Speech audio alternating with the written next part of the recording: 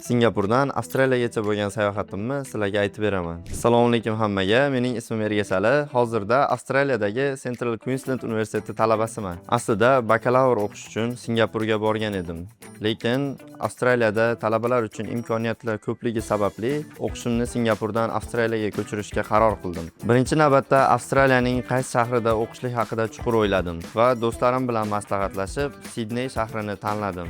Sidneyda joylashgan, dunyo reytingida top 500 talikda turuvchi universitetga qabul qilindim va 25% scholarship ham yutdim. Eng qiziq tomoni, bu jarayonlarning barchasi 100% onlayn tarzda amalga oshdi, chunki Everstudy jamoasi barcha hujjatlarni tayyorlashda masofadan yordam berishdi. Talabalik vizamni ham elektron tarzda qabul qilib oldim. Ana endi Avstraliyaga 3 yillik vizam bor. Bitirganimdan keyin yana 2 yil qolishim mumkin. Agar siz ham chet davlatida o'qiyotgan bo'lsangiz va o'qishingizni Avstraliyaga ko'chirmoqchi bo'lsangiz, Everstudy Consultingga murojaat qilishingiz mumkin. Ular sizga professional tarzda yordam berishadi. Avstraliyada ko'rishguncha.